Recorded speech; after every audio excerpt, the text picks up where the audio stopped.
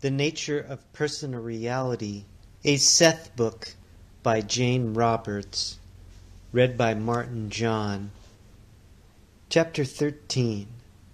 I want this done in a certain way. The heading, A State of Grace, written thusly with horizontal gestures.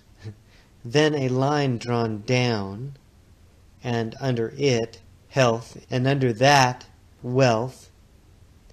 So, a state of grace, under that, health, wealth, white, Christian. Out of grace, under that, disease, poverty, black, not Christian. Do you have that much clearly?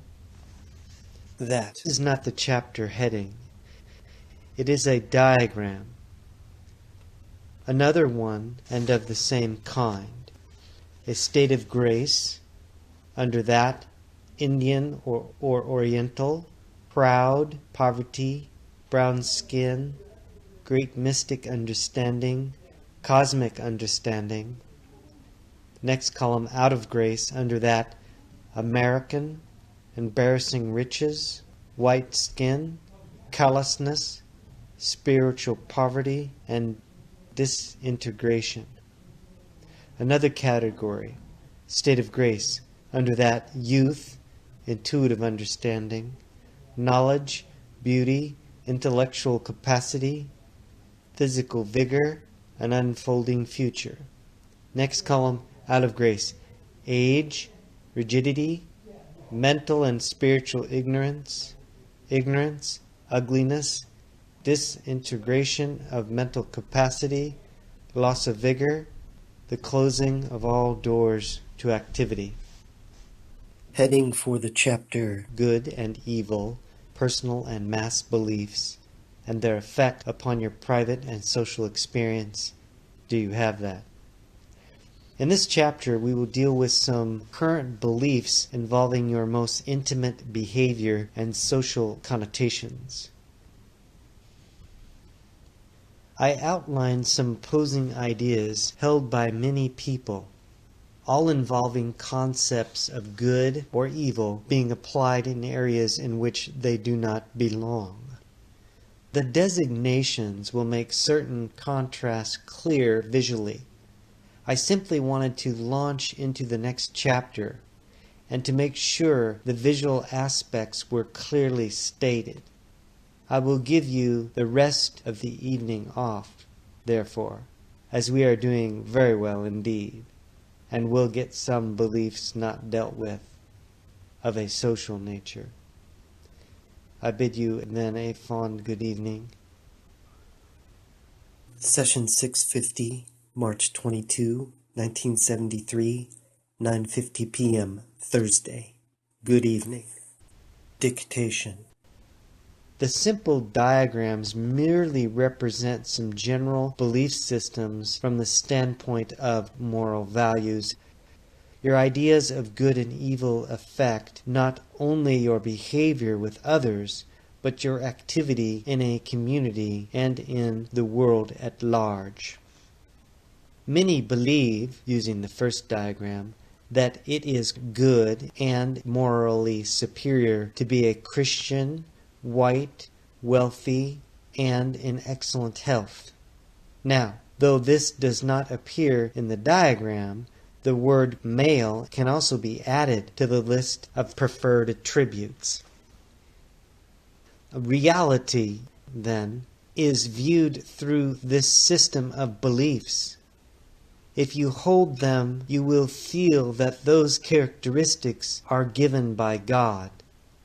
According to the fervor with which you cherish these ideas, you will find that they enclose you, for in a very limited manner they will define your concept of good. People entertaining such beliefs are often very religious in conventional terms. Countries emphasizing like beliefs send missionaries to convert those who are pagan and therefore inferior.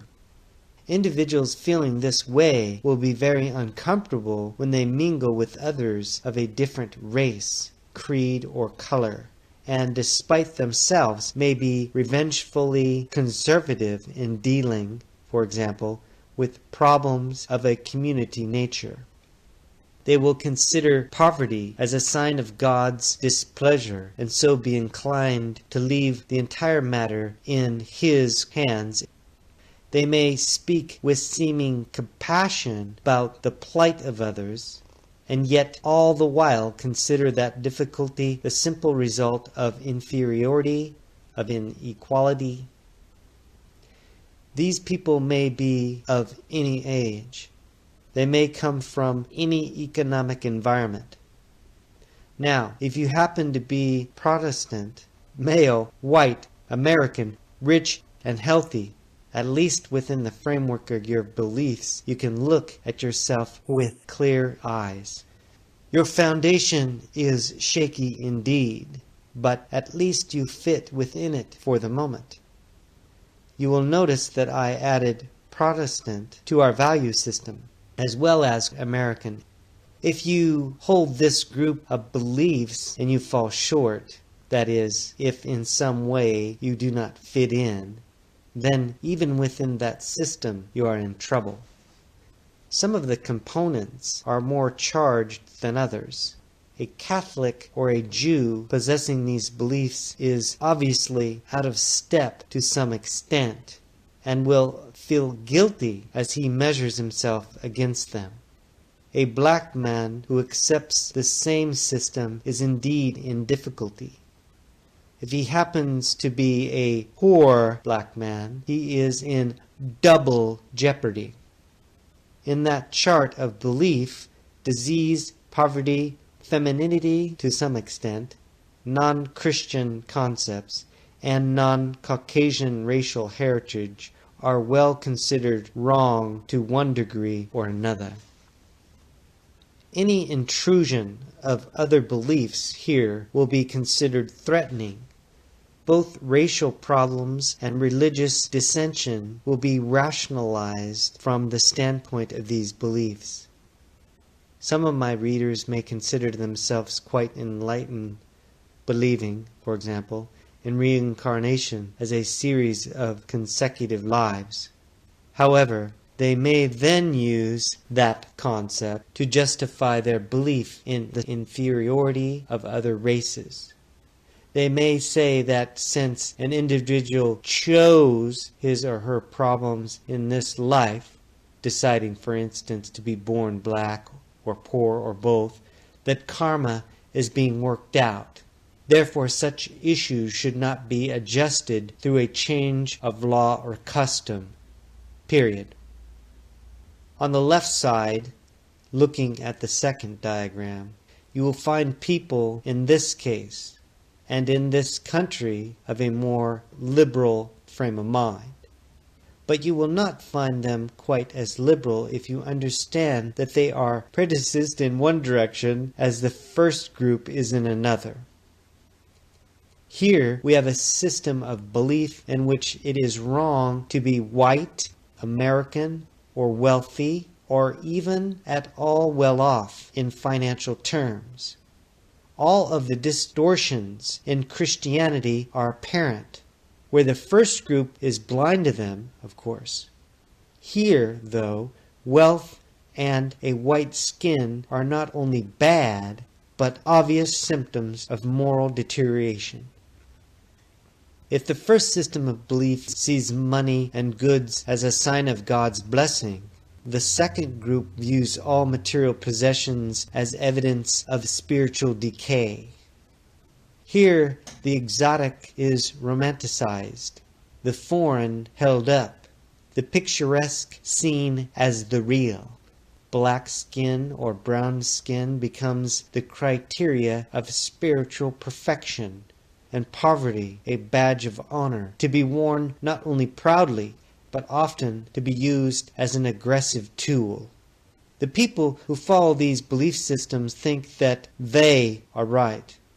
Their living style, community affiliations, and political leanings will be in direct opposition to the white wealthy ethic.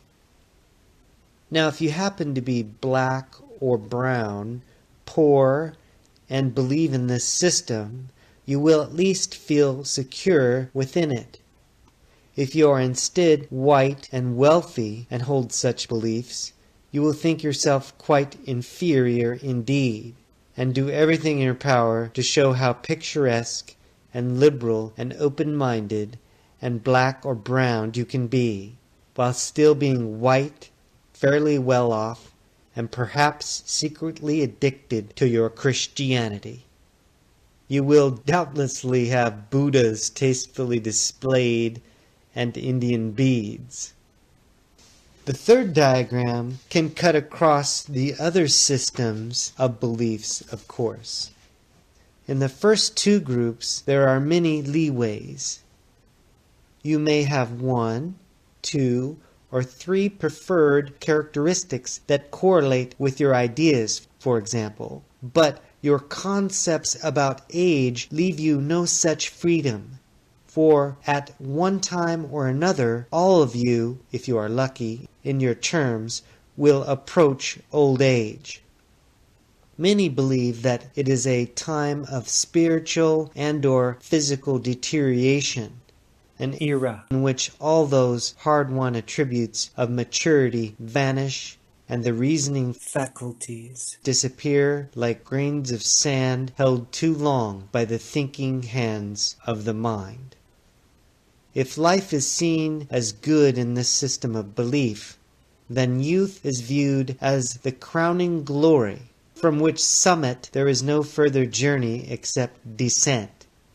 The old are not granted characteristics of wisdom, but feared as evil, bad, undesirable, or frightening.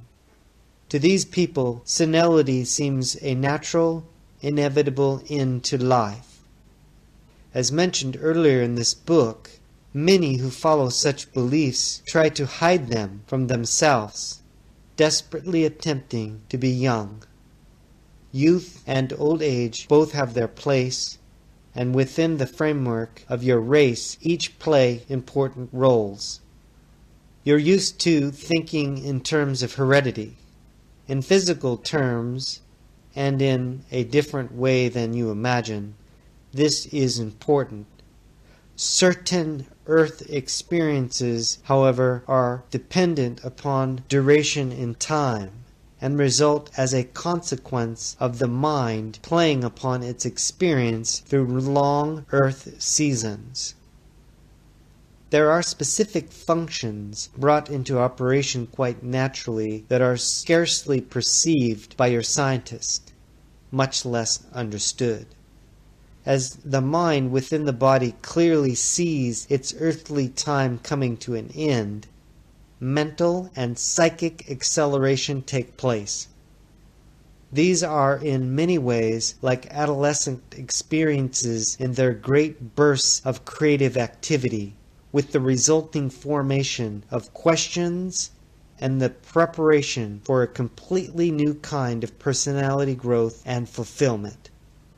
This would be quite apparent were it not for your current belief systems, through which the old are forced to interpret their experience. Many instances of expansion of consciousness and mental and psychic growth are interpreted by you as senility. No important correlations have been made between the subjective experiences of the old, particularly in senile conditions, with those of other ages involved in expansion of consciousness, whether natural or drug-induced. Any such sensations are immediately repressed by the old for fear that senility will be the diagnosis. The experiences, however, affect the right hemisphere of the brain, and in such a way that abilities are released in somewhat the same manner as in adolescence. The individual, when it is time then, begins to see beyond temporal life, to open up dimensions of awareness that in your terms he or she could not afford while involved in the intense physical focus of normal adult life. Unfortunately, the personality has no system of beliefs, as a rule, to support such an expansion. The natural therapies, both physical and mental, are denied. Drugs are often used as depressants, clouding the clarity of what seems to be distorted vision. This is one of the most creative, valuable aspects of your lives. Instead, the old are made to feel useless in your society. Often, of course, they share this value judgment, and their experience within your communities has in no way prepared them to face subjective experience. There are no teachers to guide them.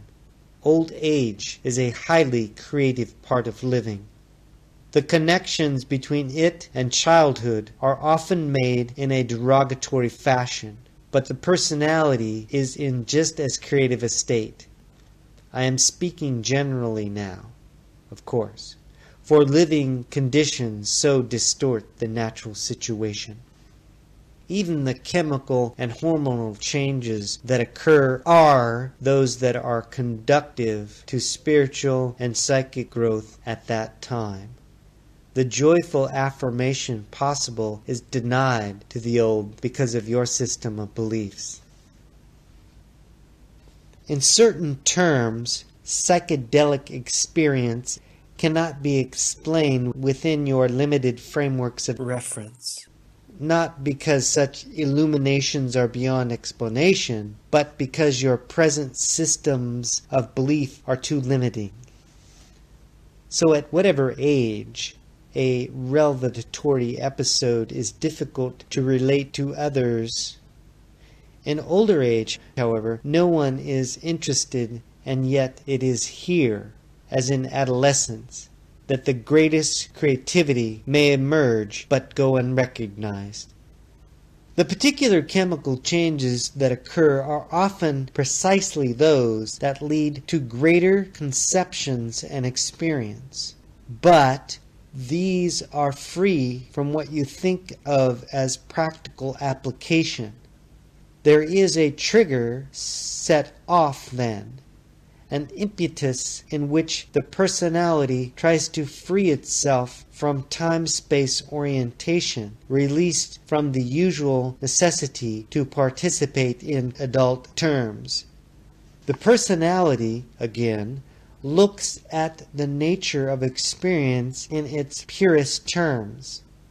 In some previous civilizations, this was done within a natural framework, in which the old were cared for physically, while their words were listened to most carefully. Ideas of the wise old man and similar legends apply here, as do the mystical concepts of the powerful old woman. In their natural progression, and left alone, the old understand their own visions quite well. Body and mind operate beautifully together. End of session. Peace, light, and love. Aloha.